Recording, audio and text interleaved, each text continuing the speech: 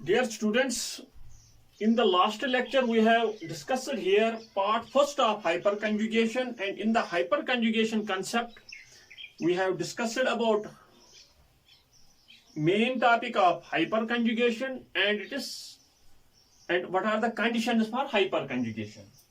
Now dear students, in the part second we will discuss here types of hyperconjugation, and after that we will discuss what are the applications of hyperconjugation. My dear students, competitive examination में hyperconjugation with respect to hyperconjugation, resonance and inductive effect पे बहुत सारे questions पूछे जाते हैं. In these very applications, in these very types as well as in these very applications, we will discuss these very concepts which are very important from any competitive examination point of view. Now, types of hyperconjugation. प्यारे बच्चों, जब हमने inductive effect या resonance effect में types discuss किए तो वहां पे मैंने एक चीज वहां पे डिस्कस की, electron releasing in case of inductive effect, electron releasing inductive effect, electron withdrawing inductive effect. Electron withdrawing.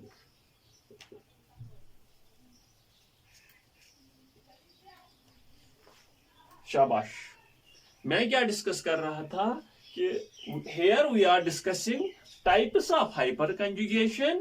मैंने इंडक्टिव इफेक्ट में जब टाइप्स डिस्कस किए तो वहां पे मैंने कहा इलेक्ट्रॉन रिलीजिंग इंडक्टिव इफेक्ट, उसको हमने प्लस आई इफेक्ट से डिनोट किया, इलेक्ट्रॉन विड्रॉइंग को माइनस आई से डिनोट किया. जब हमने रेजोनेंस इफेक्ट डिस्कस किया वहां पे मैंने टाइप्स ऑफ रेजोनेंस में electron releasing resonance, electron withdrawing, वो electron releasing resonance plus R से मैंने डिनोट किया, इलेक्ट्रॉन विड्रॉइंग को माइनस आर से डिनोट किया. Same is the case here in case of hyperconjugation. Hyperconjugation is of two types: electron releasing hyperconjugation, electron withdrawing hyperconjugation. electron releasing hyperconjugation को plus H से denote करते हैं और electron withdrawing को minus H से denote करते हैं. Now dear students, we will discuss here these very concepts very thoroughly कि इलेक्ट्रॉन रिलीजिंग हाइपरकंजुगेटिव इफेक्ट में इफेक्ट किन ग्रुप्स में होता है और इलेक्ट्रॉन विड्रॉइंग हाइपरकंजुगेटिव इफेक्ट किन ग्रुप्स में होता है. नाउ यहां पे मैं डिस्कस कर लूंगा प्लस H, यहां पे मैं लिखूंगा electron releasing हाइपरकंजुगेशन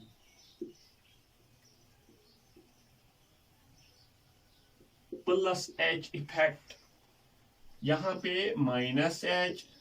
this is electron withdrawing hyperconjugation, electron releasing, electron withdrawing. ये टर्म्स मैंने एक्सप्लेन की है इंडक्टिव इफेक्ट में भी और रेजोनेंस इफेक्ट में भी. इलेक्ट्रॉन रिलीजिंग जो इलेक्ट्रॉन को प्रोवाइड करता है, इलेक्ट्रॉन विड्रॉइंग जो इलेक्ट्रॉन को विड्रॉ करता है. नाउ यहां पे मैं एग्जांपल्स दूंगा. That is CH3, it is CD3, it is CT3. H, D and T, these are the isotopes of hydrogen. These are the isotopes of hydrogen.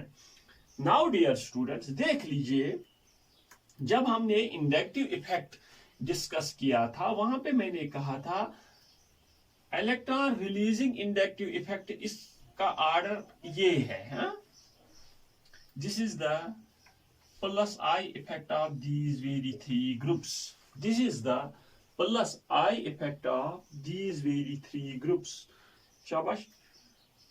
CT3 will have more plus I electron releasing inductive effect than CD3, which in turn have more electron releasing inductive effect than CH3.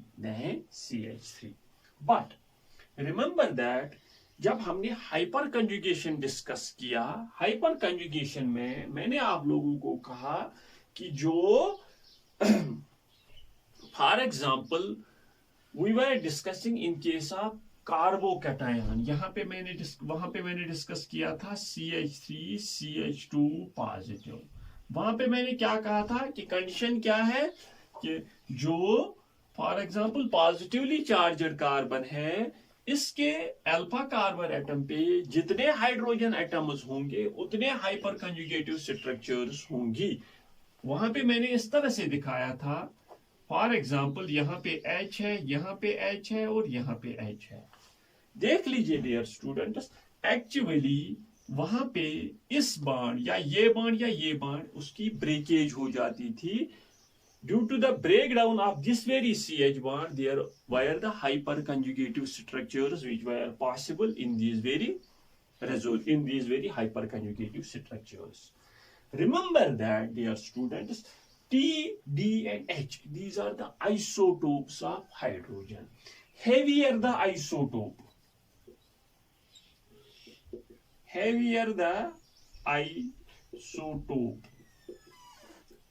more stronger will be the bond. अच्छी तरह से देख लीजिए, अच्छी तरह से समझ लीजिए, will be the bond। मैंने यहां पे कहा heavier the isotope, more stronger will be the bond. That means CT bond will be more stronger than CD bond, which in turn will be more stronger than CH bond. Dear students, in case of hyperconjugation हमें क्या देखना है कि कौन सा bond weak है। वही जो बॉन्ड होगा वही हाइपर कंजुगेशन में इजीली पार्ट प्ले कर लेगा। लेकिन डियर स्टूडेंट्स, अगर हम यहाँ पे देख लेंगे तो CH bond is weaker than CD bond, CT bond, CD bond, which in turn is weaker than CT bond, because in case of CT there is the heavier isotope CT3, the bond is between carbon and heavier isotope of hydrogen. Now देख लीजिए, hyperconjugative effect order will be CD3, CH3 will have greater hyperconjugative effect order than electron releasing hyperconjugative effect order than CT3। यहाँ पे मैं लिखूंगा plus H order, plus H order, शाबाश। electron releasing hyperconjugative order। Now remember that there is also a concept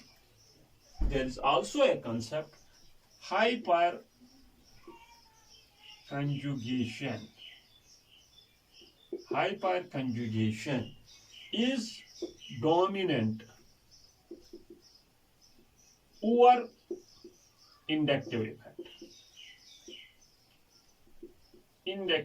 effect। Remember that।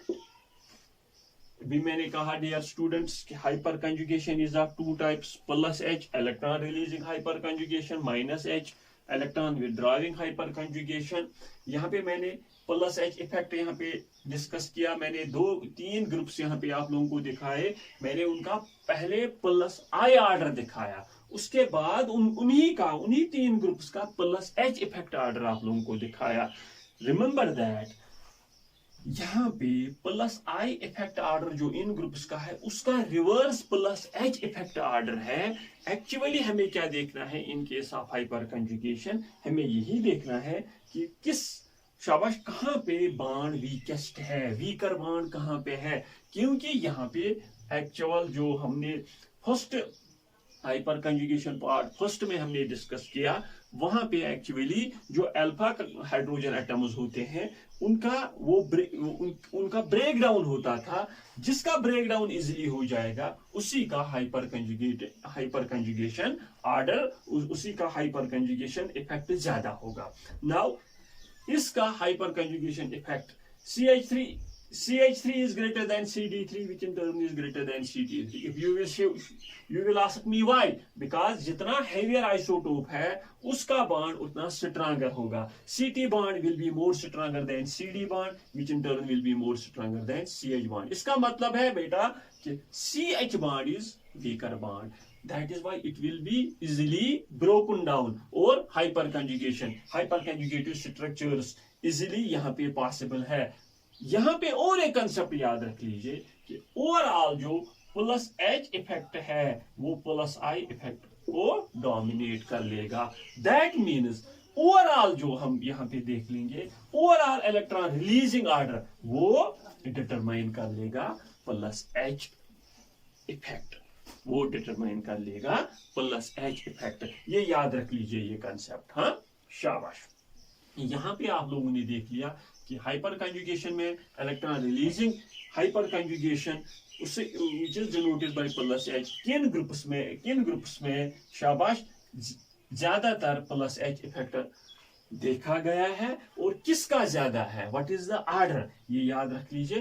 Plus H effect order CH3 is greater than CD3 which in turn is greater than CT3। हाँ, उसका plus I order reverse है, लेकिन overall जो hyper electron releasing power, electron releasing effect determine electron releasing effect is determined by hyperconjugation. यहाँ पे मैंने दिखाया आप लोगों को कि always remember that hyperconjugation is dominant over inductive effect. Now electron withdrawing hyperconjugation, जिस तरह से यहाँ पे मैंने डिस्कस किया उसी तरह से मैं यहाँ पे डिस्कस कर लूंगा। CF3 और एक एग्जांपल CCl3 और एक एग्जांपल CBr3 और एक example CI3। Remember that dear students, इनका जो शाबाश माइनस आई ऑर्डर है, माइनस आई मतलब electron withdrawing inductive effect, electron withdrawing inductive effect. CF3 is greater than CCl3 which in turn is greater than CBr3 which in turn is greater than CI3. Why? Because fluorine is more electronegative in character than chlorine, which in turn is more electronegative in character than bromine, and which in turn is more electronegative in character than iodine. That is why F will have more tendency to attract the electrons towards itself. But the minus हमें यहाँ पे देखना है, देख लीजिए बेटा, CF bond, CCl covalent bond, CBr covalent bond, CI3 covalent bond, यहाँ पे हमें देखना है with respect to hyperconjugation कौन वीकर है, कौन सा वीकर है। CI bond is more weaker than CBr which in turn is more weaker than CCl3, और सबसे स्ट्रॉन्गेस्ट बॉन्ड इसमें यहाँ पे CF3 बॉन्ड है।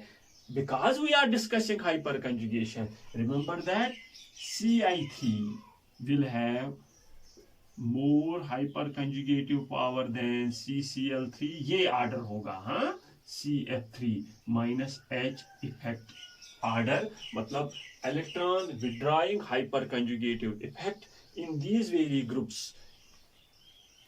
will be like this. CI3 will have more electron withdrawing hyperconjugative effect than CBr3 which in turn will have more CCl3 and CF3.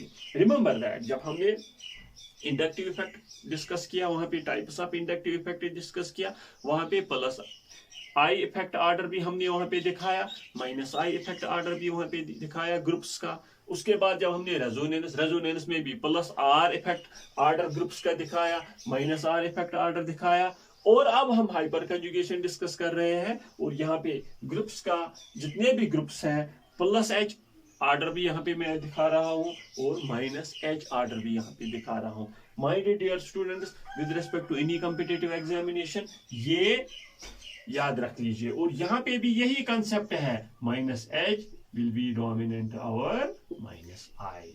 हमेशा याद रख लीजिए, हमेशा याद रख लीजिए।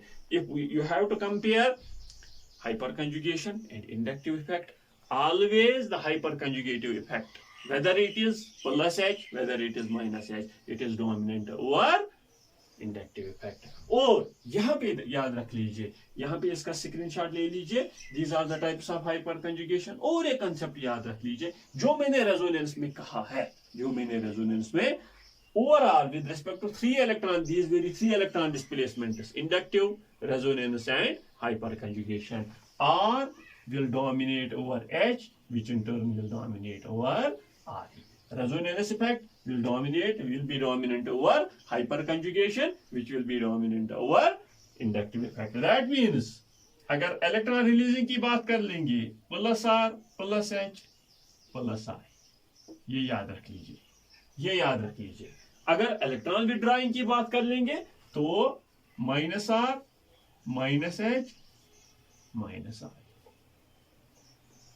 ओवरऑल जो 3 इलेक्ट्रॉन डिस्प्लेसमेंट हमारे पास है, permanent electron displacement, resonance effect is dominant over hyperconjugation, which in turn is dominant over inductive effect. हाँ, शाबाश। Now dear students, यहाँ पे order of electron releasing hyperconjugation, electron withdrawing hyperconjugation और overall order अगर हमें with respect to inductive effect, with respect to hyperconjugation देखना होगा तो hyperconjugation will dominate over inductive effect। अगर तीनों का देखना होगा तो resonance always dominates over hyperconjugation, which in turn always dominates over inductive effect। इसका स्क्रीनशॉट ले लीजिए with respect to any competitive examination। ये भी याद रख लीजिए, ये भी याद रख लीजिए, ये भी याद रख लीजिए, यहाँ पे ये आर्डर भी याद रख लीजिए और ये भी याद रख लीजिए। हाँ, शाबाश। Now we will discuss about applications of hyperconjugation।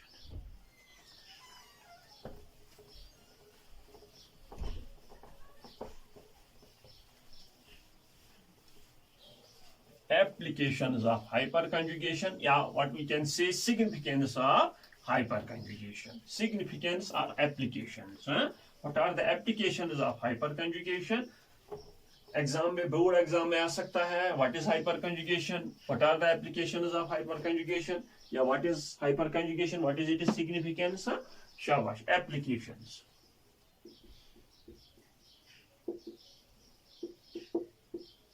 Applications of H। First application is stability।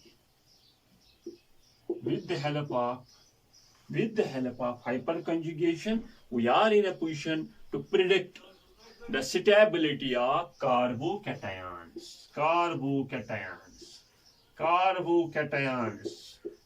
Carbocations की हमने वहां पे एग्जांपल पार्ट फर्स्ट में डिस्कस की। मैंने वहां पे कहा dear students, for example what is a carbocation. मैंने वहां पे आप लोगों को कहा a carbocation is a chemical species in which there is a positive charge on carbon. और वहां पे मैंने ये भी आप लोगों को एक्सप्लेन किया दिस, वहां पे मैंने इस तरह से आप लोगों को एक्सप्लेन किया कि कार्बन पे पॉजिटिव चार्ज है लेकिन इसके इर्द गिर्द कितने वैलेंस इलेक्ट्रॉन है, 6। ये भी एक कार्बोकैटायन है, CH3CH2 पॉजिटिव। हाँ, यहाँ पे भी हाइड्रोजन के दो हाइड्रोजन एटम और 4 इलेक्ट्रॉन, यहाँ पे कार्बन कार्बन बॉन्ड और 2 electron, mean 6 valence electron and positive charge. हाँ, शाबाश।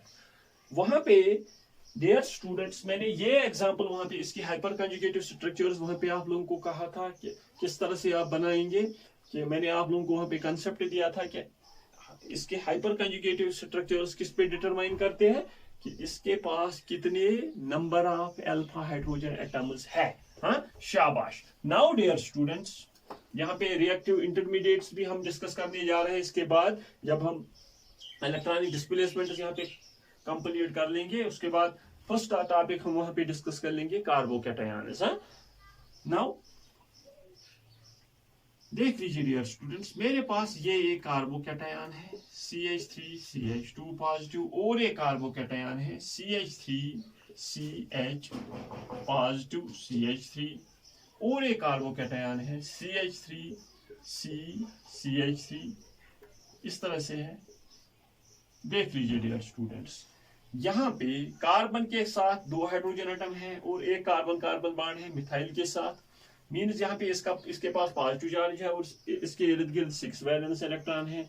यहाँ पे इस जो कार्बन एटम है जिसके पास पॉजिटिव चार्ज है उसको 2 alkyl groups R groups attach है। हाँ, methyl group it is known as an alkyl group. हाँ, R alkyl group is denoted by R। In case of we are generally representing an alkyl group by R. This very alkyl group may be CH3 tub methyl, C2H5 ethyl, propyl butyl and so on। हाँ, मतलब कोई भी carbon and hydrogen atom होगा, हाँ, कोई भी alkyl group होगा। हाँ, नाउ यहां पे देख लीजिए डियर स्टूडेंट्स, कार्बन एटम के पास पॉजिटिव चार्ज है और उसको अटैच एक अल्काइल ग्रुप है, तो that is known as primary. हाँ,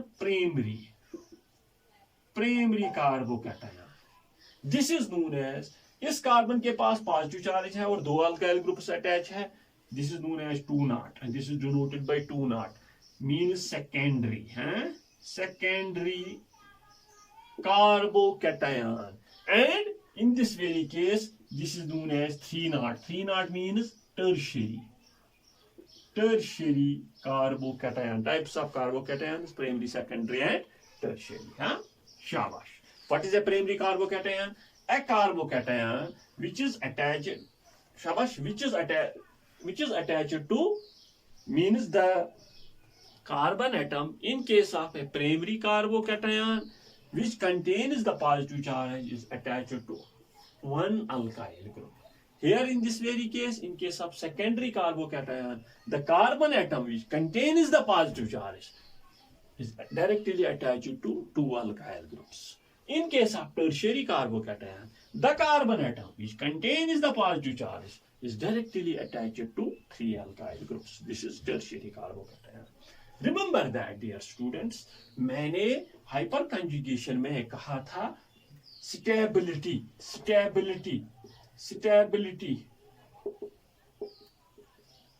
is directly proportional to number of hyperconjugative structures. अगर किसी ने, जो मेरा फर्स्ट लेक्चर है हाइपर कंजुगेशन पार्ट फर्स्ट, वहां पे मैंने ये डिस्कस किया है और मैंने कहा था तब number of hyperconjugative structures is directly proportional to the number of alpha hydrogen atoms. किसके पास ज्यादा अल्फा हाइड्रोजन एटम्स है? मैंने क्या कहा था कि अल्फा हाइड्रोजन एटम किस तरह से आप प्रेडिक्ट कर लोगे? जिसके पास, जिस कार्बन के पास पॉजिटिव चार्ज है, डायरेक्टली उसका जो एडजेसेंट कार्बन एटम होगा वो इसका अल्फा कार्बन एटम होता है और उसके पास जो हाइड्रोजन एटम्स होते हैं अल्फा हाइड्रोजन एटम्स। देख लीजिए इन दिस वेरी केस, ये कार्बन एटम है, उसका एडजेसेंट डायरेक्टली जिस कार्बन एटम को वो अटैच है, this is alpha carbon atom. उसके पास कितने हाइड्रोजन एटम्स हैं? 3, means number of hyperconjugative structures is equal to the number of alpha hydrogen atoms. इसके पास 3 शाबाश अल्फा हाइड्रोजन एटम्स है। हाँ, शाबाश। इसके पास कितने हाइपर कंजुगेटिव स्ट्रक्चर्स पॉसिबल है? 3। Now in this very case, यहाँ पे ये भी अल्फा कार्बन एटम है, ये भी अल्फा कार्बन एटम है, इसके पास 3 हाइड्रोजन एटम है, इसके पास 3 हाइड्रोजन एटम है, मींस इसके पास 6 अल्फा हाइड्रोजन एटम्स है। इसके पास कितने हैं? 9 alpha hydrogen atoms. Remember that, मैंने क्या कहा था? Number of hyperconjugative structures is directly proportional to the number of alpha hydrogen atoms. किसके पास नाउ ज्यादा अल्फा हाइड्रोजन एटम्स है? मींस टर्शियरी के पास। इसका मतलब है उसके पास ज्यादा अल्फा हाइपर कंजुगेटिव स्ट्रक्चर्स होंगी और उसकी ज्यादा स्टेबिलिटी होगी। That means in case of carbocations with the help of hyperconjugation we are in a position to predict the stability of carbocations, means tertiary will be greater than secondary, which in turn will be greater than primary. Remember that. Why? Because in case of tertiary there are more hyperconjugative structures. This is the stability of carbocations. How you can predict it? Due to hyperconjugation, because of hyperconjugation. इसका screenshot ले लीजिए। In case of carbocations, tertiary is more stable than secondary, which in turn is more stable than primary. Why? In case of tertiary, वहां पे ज्यादा hyperconjugative structures possible है। हाँ, शाबाश। अगर आपसे कोई कहेगा हाफ लाइफ किसका ज्यादा है, इन तीनों में से हाफ लाइफ किसका ज्यादा है? Remember that half life is directly proportional to the stability.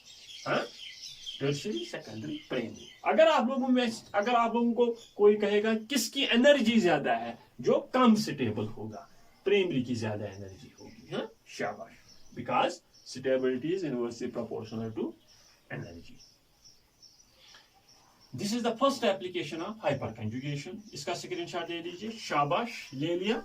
Now stability of free radical, same जिस तरह से वहां पे मैंने डिस्कस किया था, यहां पे भी हम फिर से यहां पे डिस्कस कर लेंगे। Stability of free radicals, carbon free radicals. Example मैंने कही थी वहां पे, CH3 CH2 dot. Free radical की मैंने डिफिनेशन वहां पे बताई थी। मैंने कहा था कि it is a chemical species which contains A solitary electron और अनप्योर्ड इलेक्ट्रॉन। शाबाश। इनके साथ फ्री रेडिकल मैंने कहा था वो कार्बन एटम जिसके पास ये फ्री रेडिकल होगा, इसके पास शाबाश 2 और 2 mean 6 plus this very free radical 7 valence electron होंगे। ये एक अनप्योर्ड इलेक्ट्रॉन होता है, अनप्योर्ड इलेक्ट्रॉन, अनप्योर्ड इलेक्ट्रॉन, एक अनप्योर्ड इलेक्ट्रॉन होगा। शाबाश, उसी को हम कहेंगे फ्री रेडिकल। ये कोई भी केमिकल स्पीशीज होगा, इट इज नॉट नेसेसरी ये कार्बन ही होगा, ये और कोई हो सकता है। शाबाश। But hyper conjugation, with the help of hyper conjugation we are in a position to predict the stability of free radical। जिस तरह से कार्बोकैटायंस में ये भी CH3 CH2 dot, this is primary free radical।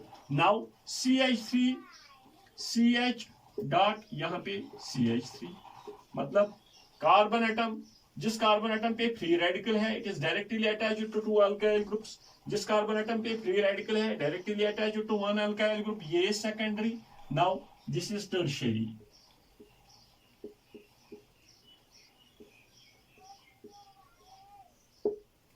This is tertiary free radical. Now 3 nought. शाबाश। Primary, secondary and tertiary. Stability वही concept, directly proportional to the number of hyperconjugated structures। number of hyperconjugated structures directly proportional to the number of alpha hydrogen atoms। इसके पास 3 3 और 3 9 alpha hydrogen atoms है, इसके पास 6 है, इसके पास 3 ही है। that means stability tertiary greater than primary, which in turn will be greater than tertiary, greater than secondary, which in turn will be greater than primary, because इसके पास ज्यादा hyperconjugated structures है। now stability of carbocations, stability of free radicals, one and the same thing। इसमें उतनी ज्यादा variation नहीं है। देख लीजिए बेटा, इसका आप स्क्रीनशॉट ले लीजिए। हम 2-3 क्वेश्चन यहाँ पे डिस्कस करने जा रहे हैं। शाबाश, इसका स्क्रीनशॉट ले लिया आप लोगों ने। This is tertiary free radical, this is secondary free radical, this is primary free radical. मतलब इस कार्बन एटम को डायरेक्टली कार्बन एटम अटैच है, ये अल्फा कार्बन एटम है, उसके पास जो हाइड्रोजन एटम है अल्फा। यहाँ पे 2 अल्फा कार्बन एटम है, यहाँ पे 3 अल्फा कार्बन एटम है। हाँ, शाबाश। अगर आप लोगों को इस तरह से कहीं पे पूछा जाएगा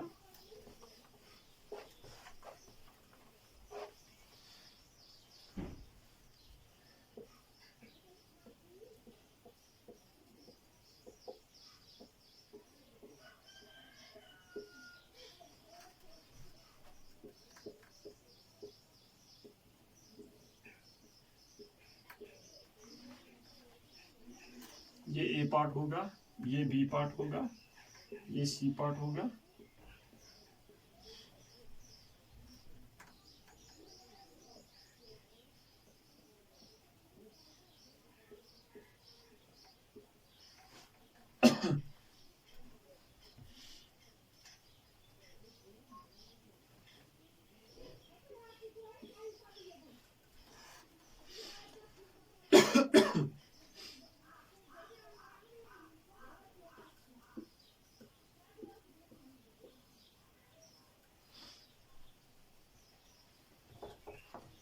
दिस इज CH3 पॉजिटिव। इनमें से which of the following has maximum stability? इन चारों में से किसकी स्टेबिलिटी ज्यादा होगी? इट इज नॉट नेसेसरी यहाँ पे ये पॉजिटिव चार्ज है, ये भी पॉजिटिव चार्ज, ये भी पॉजिटिव चार्ज, ये भी पॉजिटिव चार्ज। मतलब these all four are carbocations. हाँ, अगर पॉजिटिव चार्ज के बदले एक सॉलिटरी इलेक्ट्रॉन होगा, मतलब डॉट होगा, तो तब ये फ्री रेडिकल्स है। हाँ, इसी तरह से अगर होगा, शाबाश, इनमें से किसकी स्टेबिलिटी ज्यादा है देख लेंगे हम। हमारे पास क्या कंसेप्ट है स्टेबिलिटी में, हम क्या देखते हैं कि number of hyperconjugative structures किसके पास ज्यादा है। हम किस तरह से ये प्रेडिक्ट कर लेंगे, हमें देखना है कि किसके पास ज्यादा अल्फा हाइड्रोजन एटम्स हैं। हाँ, alpha carbon atom is must, लेकिन अल्फा कार्बन एटम के पास हाइड्रोजन एटम्स होनी चाहिए, और उन्हीं को हम अल्फा हाइड्रोजन एटम्स कहते हैं। जितने ज्यादा अल्फा हाइड्रोजन एटम्स होंगे उतने ज्यादा हाइपर कंजुगेटिव स्ट्रक्चर्स होंगे, और उतनी ज्यादा स्टेबिलिटी होगी, और उतना ज्यादा हाफ लाइफ होगा। शाबाश, इसके पास CH2 पॉजिटिव डायरेक्टली ये कार्बन एटम अटैच है, ये अल्फा कार्बन एटम है, इसके पास 3 अल्फा हाइड्रोजन एटम्स है। शाबाश, इसके पास कितने हैं, शाबाश, CH2 पॉजिटिव, उसको डायरेक्टली सिर्फ CH अटैच है, CH को CH3 और CH3, यहां पे कंफ्यूज होने की जरूरत नहीं है। सिर्फ इसके पास 1 अल्फा हाइड्रोजन एटम है, सिर्फ एक अल्फा हाइड्रोजन एटम है। ये और ये काउंट नहीं किए जाएंगे because these are not directly attached to CH2 positive. यहां पे इसके पास नो अल्फा हाइड्रोजन, और ये इसकी हाइपर कंजुगेटिव स्ट्रक्चर पॉसिबल ही नहीं है बिकॉज CH, हमें कंडीशन क्या है कि हाइपर कंजुगेटिव स्ट्रक्चर्स में डायरेक्टली, शाबाश, एक अल्फा कार्बन एटम होना चाहिए। Means in case of this very, अगर इस तरह से क्वेश्चन होगा तो दिस मैक्सिमम स्टेबिलिटी इसकी होगी, हाफ लाइफ भी इसका होगा, एनर्जी, शाबाश, इसकी सबसे कम होगी। हाँ, शाबाश। इसी तरह से अगर कोई फ्री रेडिकल होगा, फ्री रेडिकल पे क्वेश्चन होगा, यहाँ पे अगर CH2 डॉट होगा, CH2 डॉट होगा, CH2 डॉट होगा और CH3 डॉट होगा, उसी तरह से आप ये कंसेप्ट अप्लाई कीजिए। शाबाश। नाउ और एक क्वेश्चन यहाँ पे देख लीजिए बेटा, with respect to free radicals या with respect to carbocations, it will be CH3 CH2 positive, CD3 CH2 positive, CT3 CH2 positive. अगर आप लोगों से कहा जाएगा कि इन तीनों में से किसकी ज्यादा स्टेबिलिटी है या किसका हाफ लाइफ ज्यादा होगा, देख लीजिए बेटा, अभी मैंने ऑर्डर प्लस H ऑर्डर में कहा कि CH3 का प्लस H ऑर्डर ज्यादा होगा CD3 से, which in turn will be greater than CT3। Means यहाँ पे हाइपर कंजुगेटिव स्ट्रक्चर्स बहुत कम होंगी क्योंकि CT बॉन्ड बहुत स्ट्रांग होगा। हाँ? मतलब अगर ये फर्स्ट है, ये सेकंड है, ये थर्ड है, हाँ? Stability of first will be greater then stability of second, which in turn will be greater then stability third. हाँ? स्टेबिलिटी या हाफ लाइफ, हाफ लाइफ, क्योंकि CT bond is more stronger. हमें क्या चाहिए हाइपर कंजुगेशन में, week covalent bond. शाबाश। Now these are the questions about the stability of carbocations and stability of free radicals। इस तरह से अगर होगा CH3 CH2 dot, CD3 CH2 dot, CT3 CH2 dot, same is the case. इसकी stability ज्यादा होगी इसके CD3 CH2 dot से, which in turn will be greater than CT3 CH2 dot, because in case of hyperconjugation जहां पे weak bond होगा वहीं पे हाइपर कंजुगेटिव स्ट्रक्चर ज्यादा पॉसिबल होंगी। नाउ और वही उसी की स्टेबिलिटी ज्यादा होगी। शाबाश। These were the questions related to application part first and application part second. Application part first and application part second. Now third stability is stability. Third application is stability of alkenes. देख लीजिए, CH3 CH double bond CH2 और एक CH3 C, यहाँ पे CH3 double bond CH2, CH3 CH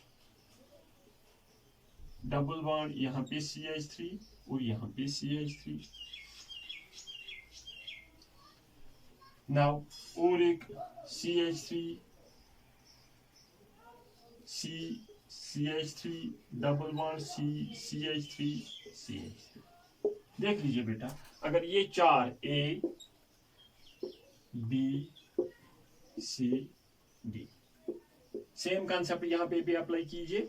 यहाँ पे हमें alkene में देखना है, कार्बन कार्बन डबल बॉन्ड में देखना है, उसका एडजेसेंट जो कार्बन एटम होगा उसके पास कितने अल्फा हाइड्रोजन एटम्स हैं, वही यहाँ पे डिटरमाइन कर लेंगे कि स्टेबिलिटी किसकी ज्यादा है। देख लीजिए, this is carbon carbon double bond, ये कार्बन एटम और ये कार्बन एटम, दोनों का देखना है कि उसके एडजेसेंट में कोई कार्बन एटम है जिसके पास अल्फा हाइड्रोजन एटम्स है। जिस कार्बन एटम ये यहाँ पे खत्म हो जाता है, जिस कार्बन एटम इसके पास ये अल्फा कार्बन एटम है और कितने हाइड्रोजन एटम है, 3। शाबाश, यहाँ पे ये खत्म हो जाए मतलब इसके पास कोई अल्काइल ग्रुप नहीं है, इसके पास यहाँ पे डायरेक्टली अटैच है 3 अल्फा हाइड्रोजन एटम, यहाँ पे 3, ओवरऑल कितने हैं 6 अल्फा हाइड्रोजन एटम।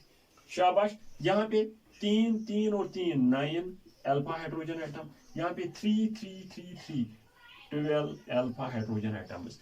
मीन्स किसकी ज्यादा स्टेबिलिटी होगी, जिसके पास ज्यादा हाइपर कंजुगेटिव स्ट्रक्चर्स होंगे। किसके पास ज्यादा हाइपर कंजुगेटिव स्ट्रक्चर्स होंगे, जिसके शाबाश जिसके पास जितने अल्फा कार्बन पे अल्फा हाइड्रोजन एटम्स होंगे। मीन्स डी की स्टेबिलिटी सी से ज्यादा होगी, विच इन टर्न विल बी है मोर।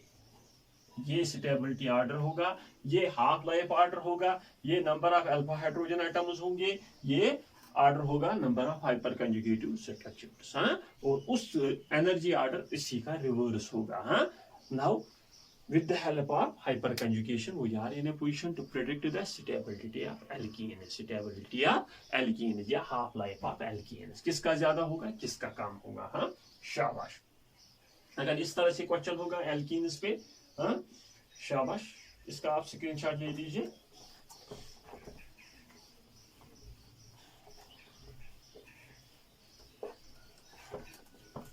These are the questions related to hyperconjugation। इस तरह से और एक क्वेश्चन यहां पे इस तरह से होगा, और एक पार्ट यहां पे। शाबाश, देख लीजिए डियर स्टूडेंट्स,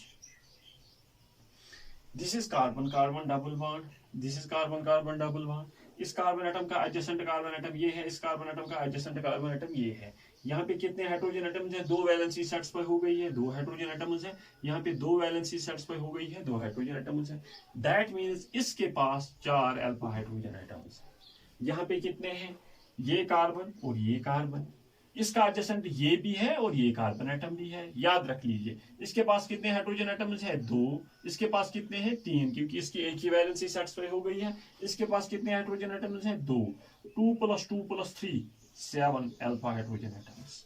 अच्छी तरह से देख लीजिए, कार्बन और कार्बन, ये भी अल्फा, ये भी अल्फा, ये भी अल्फा, ये भी अल्फा, मीन्स ये CH3 होगा, ये भी CH3 होगा। शाबाश, इसके पास 3 3 CH2 CH2 10 alpha 3 + 3 + 2 + 2 means 10 alpha hydrogen atoms. हाँ, यहाँ पे मैं आप लोगों को दिखा रहा हूँ किस तरह से आप लोग देखोगे कि number of alpha hydrogen atoms कितने हैं और किस तरह से आप स्टेबिलिटी प्रेडिक्ट कर लोगे। हाँ, शाबाश। नाउ अगर ये A है, ये B है और ये C है, देन C का B से स्टेबिलिटी ज्यादा, स्टेबिलिटी ऑर्डर ये होगा, stability order. Now my dear students, these are the 3 important applications of hyperconjugation, very important applications of hyperconjugation: stability of carbocation, stability of free radicals and stability of alkenes। now और एक चीज यहाँ पे मैं discuss करने जा रहा हूँ, bond order, prediction of bond order या बॉन्ड स्ट्रेंथ या बॉन्ड एनर्जी ऑर्डर है। फॉर एग्जांपल देख लीजिए बेटा, ये बॉन्ड ऑर्डर या बॉन्ड स्ट्रेंथ या व्हाट वी कैन से, अगर हम बॉन्ड स्ट्रेंथ को डिटरमाइन कर लेंगे, वी आर डिटरमाइनिंग या we are predicting bond energy. अगर हमने बॉन्ड एनर्जी प्रेडिक्ट की, we are predicting bond length. We are predicting bond length. In other words, stretching frequency. In other words, stretching frequency. देख लीजिए बेटा, अच्छी तरह से देख लीजिए. यहाँ पे मेरे पास CH H H CH double bond CH2 है. जब हमने इसके रेजोनेटिंग स्ट्रक्चर्स वहां पे डिस्कस किए थे, तो मैंने क्या कहा था, this is carbon carbon double bond, उसका जो एडजेसेंट कार्बन एटम होगा अल्फा कार्बन एटम, किस तरह से रेजोनेटिंग स्ट्रक्चर्स पॉसिबल है, ये यहाँ से यहाँ पे शिफ्ट हो जाएगा और ये यहाँ पे आ जाएगा. Means this will become like this. ये पॉजिटिव चार्ज यहीं पे रहेगा H, that is why this is known as no bond resonance. और इस कार्बन एटम जो पहले सिंगल बॉन्ड कैरेक्टर था, अब डबल बॉन्ड कैरेक्टर आ जाएगा. और इस कार्बन एटम का जो डबल बॉन्ड कैरेक्टर है, अब ये इसका सिंगल बॉन्ड कैरेक्टर आ जाएगा, उस पे नेगेटिव चार्ज है. देख लीजिए बेटा, अगर मैं ये कहूंगा कार्बन नंबर 1, ये कार्बन नंबर 2, ये कार्बन नंबर 3, कार्बन नंबर 1 और 2 का पहले डबल बॉन्ड कैरेक्टर था, अब सिंगल बॉन्ड कैरेक्टर है. याद रख लीजिए, जो डबल बॉन्ड होगा, याद रख लीजिए, डबल मैं यहां पे लिखूंगा ट्रिपल, मतलब 3 bonds, triple bond, double bond and single bond. याद रख लीजिए, यहां पे मतलब triple bond, this greater than double, greater than single, उस उनकी बॉन्ड स्ट्रेंथ और bond energy. This is the bond strength or bond energy order of triple, double and single. Means triple bond is more stronger than double, which in turn is more stronger than single. Single bond सबसे weakest है. Single bond मतलब जब हमें break करना होगा double, triple या single को, it is quite evident कि 3 bonds को ब्रेक करने में हमें ज्यादा एनर्जी की जरूरत पड़ जाएगी with respect to 2 and with respect to 1. 1 जो होगा, एक अगर सिंगल बॉन्ड होगा तो उसको ब्रेक करने में हमें इतनी ज्यादा एनर्जी की जरूरत नहीं पड़ जाएगी. है amount of energy required to break down that very particular bond, this is known as the bond energy. हाँ, अगर बॉन्ड एनर्जी ज्यादा होगी, इसका मतलब है स्ट्रांगर बॉन्ड होगा, दैट इज उसकी बॉन्ड स्ट्रेंथ ज्यादा है. I will write down here bond energy, यहां पे मैं लिखूंगा, आप लोग ये कंसेप्ट याद रख लीजिए. Bond energy is directly proportional to bond strength, is directly proportional to bond strength, is directly proportional to stretching frequency.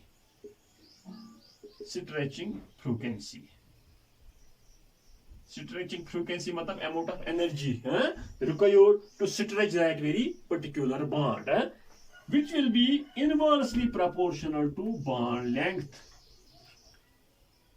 All the 3 are inversely proportional. When they are directly proportional, that means they are inversely proportional to, when they are inversely proportional to bond length, all the 3 will be inversely proportional. शाबाश, ये concept आप याद रख लीजिए. Bond energy का मतलब है, अगर हमें 1 और 2 बॉन्ड को ब्रेक करना है तो हमें कितनी एनर्जी की जरूरत पड़ जाएगी. 1 और 2 बॉन्ड, जो 1 और 2 के बीच में, कार्बन नंबर 1 और कार्बन नंबर 2 के बीच में जो बॉन्ड है, हमें कितनी एनर्जी की जरूरत पड़ जाएगी उसको ब्रेक करने में. शाबाश, हमें वहां पे देखना है उस बॉन्ड की स्ट्रेंथ क्या है, उस बॉन्ड की स्ट्रेंथ क्या. अगर उस बॉन्ड की स्ट्रेंथ ज्यादा है तो ज्यादा एनर्जी की हमें जरूरत पड़ जाएगी. हाँ, स्ट्रेच मतलब फॉर एग्जांपल इस कार्बन एटम या इस कार्बन एटम को हमें खींचना होगा, कितनी एनर्जी की जरूरत पड़ जाएगी. हाँ, कितनी एनर्जी की जरूरत पड़ जाएगी, सिंपल टर्म्स में आप याद रख लीजिए, स्ट्रेचिंग फ्रीक्वेंसी आप याद रख लीजिए. हाँ, शाबाश. Now it will be inversely proportional to bond length. Bond length का मतलब फॉर एग्जांपल इस कार्बन एटम और इस carbon atom are you are quite aware of the fact कि an atom is spherical in structure. हाँ, शाबाश, ये carbon भी स्फेरिकल इन नेचर है, ये कार्बन भी स्फेरिकल इन स्ट्रक्चर है. नाउ इस कार्बन एटम के न्यूक्लियस से इस कार्बन एटम के न्यूक्लियस तक कितनी डिस्टेंस है, सिंपल टर्म्स में बॉन्ड लेंथ. ये 2 एटम्स जो है, शाबाश, distance from the nucleus of these very 2 atoms simple terms में बॉन्ड लेंथ। अब अगर ये बॉन्ड लेंथ मतलब ये दूर दूर होंगे, याद रख लीजिए ये दो एटम्स, ये एक एटम है, ये एक एटम है, ये दूर दूर होंगे। अगर ये दूर होंगे तो उनकी बॉन्ड लेंथ ज्यादा है। Are you getting my point? अगर उनकी बॉन्ड लेंथ ज्यादा है मतलब ये दो एटम्स, उनके न्यूक्लियस मतलब attractive forces, force of attraction उनमें कम है। जब फोर्स ऑफ अट्रैक्शन उनमें कम है उन दो एटम्स में, तो हमें कम एनर्जी की जरूरत पड़ जाएगी उनको ब्रेक करने में। मींस अगर बॉन्ड लेंथ ज्यादा होगी तो बॉन्ड स्ट्रेंथ कम होती है, बॉन्ड एनर्जी कम होती है, स्ट्राइकिंग फ्रीक्वेंसी कम होती है। ये याद रख लीजिए ये कंसेप्ट। अगर distance between the nucleus of two atoms will be more, means bond length is more. At that very time, bond energy, bond strength, stretching frequency will be less. Stretching frequency will be less. Now देख लीजिए बेटा, carbon number 1 और carbon number 2 के बीच में भी पहले तो double bond था, लेकिन अब क्या है? Single bond. अब उसकी कार्बन नंबर 1 और 2 की जो बॉन्ड स्ट्रेंथ पहले थी, are you getting my point? उसकी बॉन्ड स्ट्रेंथ कम हो गई क्योंकि उसके पास सिंगल बॉन्ड कैरेक्टर आ गया। यहाँ पे कार्बन नंबर 1, ये कार्बन नंबर 2 और कार्बन नंबर 3। कार्बन नंबर 1 और कार्बन नंबर 2 के बीच में पहले डबल बॉन्ड कैरेक्टर था, अब उसमें सिंगल बॉन्ड कैरेक्टर हो गया। दैट मीन्स उसकी बॉन्ड लेंथ इंक्रीज हो गई, बॉन्ड स्ट्रेंथ डिक्रीज हो गई। शाबाश। कार्बन नंबर 2 और कार्बन नंबर 3 के बीच में पहले सिंगल बॉन्ड कैरेक्टर था, अब उसमें डबल बॉन्ड कैरेक्टर आ गया। मीन्स उसकी बॉन्ड स्ट्रेंथ इंक्रीज हो गई लेकिन बॉन्ड लेंथ डिक्रीज हो गई। Remember that dear students. हाँ, यहाँ पे इस कंसेप्ट में triple bond, double bond, single bond. Double bond की जो बॉन्ड स्ट्रेंथ होती है सिंगल बॉन्ड से ज्यादा होती है। हाँ, शाबाश। With the help of hyperconjugation we are in a position to predict the bond strength, bond length, stretching frequency या बॉन्ड एनर्जी। हाँ, यहाँ पे देख लीजिए इस एग्जांपल में किस कार्बन एटम, किन दो कार्बन एटम्स के बीच में सिंगल बॉन्ड कैरेक्टर आ जाता है। जब पहले उनमें डबल बॉन्ड कैरेक्टर था, बाद में सिंगल बॉन्ड कैरेक्टर आ गया तो उसकी बॉन्ड स्ट्रेंथ कम हो गई, बॉन्ड लेंथ इंक्रीज हो गई। हाँ, शाबाश। With the help of this was the fourth and important application. One of the important applications of hyperconjugation. Hyperconjugation. Now, शाबाश। और एक एप्लीकेशन है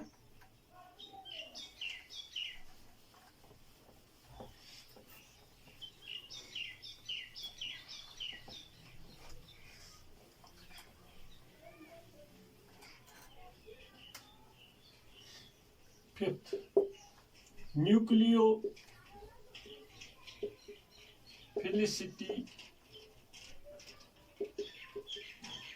order of substituted benzene rings। देख लीजिए फॉर एग्जांपल इस तरह से आपके पास ये एग्जांपल है, दिस इज CH3 और एक है CD3 और एक है CP3। देख लीजिए डियर स्टूडेंट्स, अभी मैंने आप लोगों को कहा कि CH3 इसका हाइपर कंजुगेटिव इफेक्ट ज्यादा है CT3 से, which in turn will have more CD3 से, which in turn will have more CT3। हाँ, शाबाश। क्यों? बिकॉज यहाँ पे जब H ने मतलब CH बॉन्ड ब्रेक हो गया, मैं यहाँ पे इसके हाइपर कंजुगेटिव स्ट्रक्चर्स आप लोगों को दिखाता हूं, बाद में आप लोगों को पता चल जाएगा कि ये nucleophilicity, what is a nucleophile? A nucleophile is an electron rich species. अगर किसी कोई भी बेंजीन रिंग सब्स्टिट्यूटेड है, फॉर एग्जांपल ये बेंजीन रिंग है, दिस इज बेंजीन रिंग, हाँ this is benzene ring C6H6। हाँ, अगर हमने किसी भी पोजीशन पे, these are carbon atoms, these are carbon atoms, carbon atom के साथ साथ इनके पास हाइड्रोजन एटम्स भी है, याद रख लीजिए। ये बेंजीन रिंग है, ये बेंजीन रिंग है। हाँ, यहाँ पे CnH। अगर हमने कोई हाइड्रोजन एटम किसी भी ग्रुप से सबस्टिट्यूट किया तो सबस्टिट्यूटेड बेंजीन रिंग, सबस्टिट्यूटेड यहाँ पे CH3 से, यहाँ पे CD3 से, यहाँ पे CT3 से। That is why these are known as substituted benzene rings. Now देख लीजिए, देख लीजिए बेटा इसके रेजोनेटिंग स्ट्रक्चर्स। हाँ, न्यूक्लियोफिलिसिटी ऑर्डर पहले मैं this is A, this is B, this is C. A का ज्यादा होगा बी से, बी का ज्यादा होगा सी से। ये आप देख लीजिए किस तरह से मैं ये एक्सप्लेन कर लूंगा। हाँ शाबाश, देख लीजिए बेटा।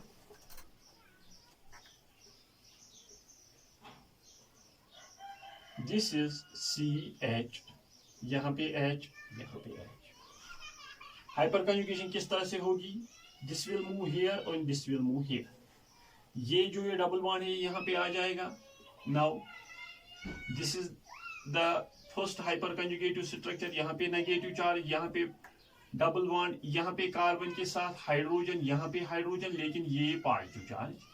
शाबाश, अब ये नेगेटिव चार्ज यहाँ पे आ जाएगा और ये यहाँ पे, यहाँ से यहाँ पे शिफ्ट हो जाएगा।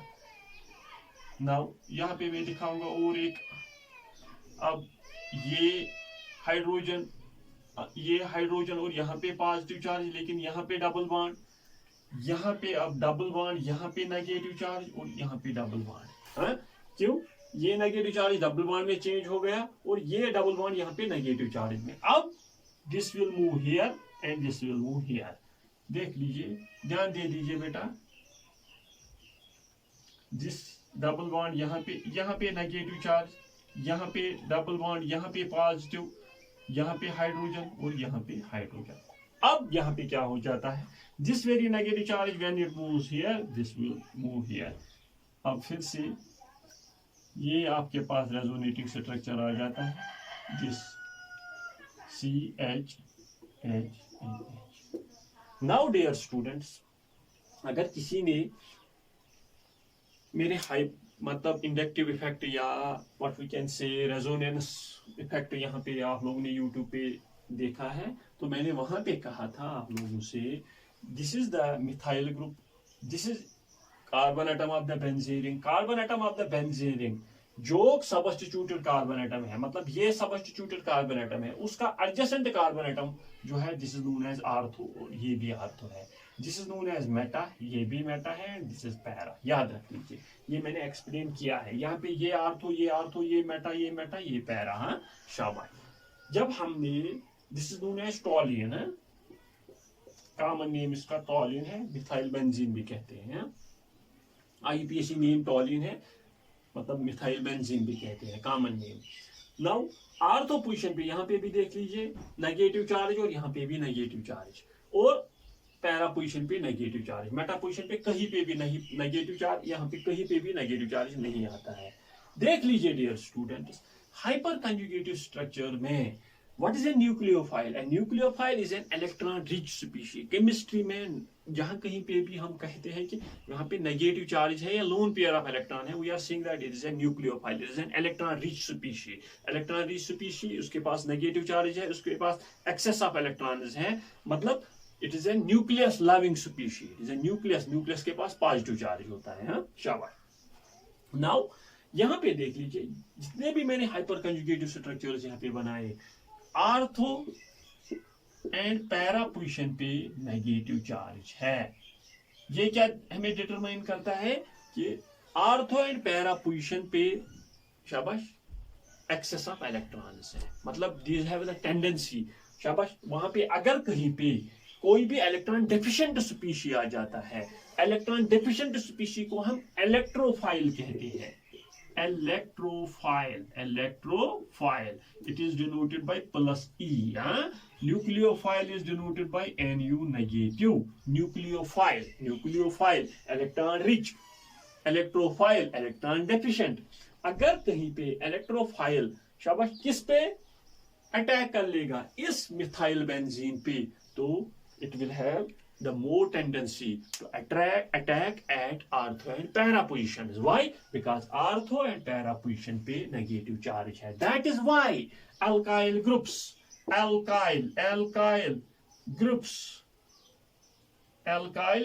are ortho and para directing in case of electrophilic substitution reactions. शाबाश बेटा। मैंने फिफ्थ एप्लीकेशन में आप लोगों को कहा कि nucleophilicity order of substituted benzene rings, वो सबस्टिट्यूटेड बेंजीन रिंग्स मैंने यहाँ पे 3 आप लोगों को दे दिए। मैंने आप लोगों को कहा था वहां पे A is greater than B is greater than C, nucleophilicity order A का। क्यों? क्योंकि यहाँ पे ये बॉन्ड है ये वीकर बॉन्ड है और यहाँ पे नेगेटिव चार्ज या ऑर्थो एंड पैरा पोजीशन पे आ जाता है। यहाँ पे स्ट्रॉन्गर बॉन्ड है, दैट इज व्हाई यहाँ पे it will not have more tendency to form hyperconjugative structures, that is why nucleophilicity order ये है। और उसके साथ साथ मैंने इसके हाइपर कंजुगेटिव स्ट्रक्चर्स यहाँ पे बनाए और ये भी दिखाया किस किस पोजीशन को आर्थो कहते हैं, किसको मेटा कहते हैं, किसको पैरा कहते हैं। और हाइपर कंजुगेटिव स्ट्रक्चर्स में कहां पे नेगेटिव चार्ज आता है और इसका क्या मतलब है, इसका what does negative charge mean, means यहाँ पे इलेक्ट्रॉन डेंसिटी ज्यादा है, यहाँ पे भी इलेक्ट्रॉन डेंसिटी ज्यादा है, यहाँ पे भी इलेक्ट्रॉन डेंसिटी ज्यादा है।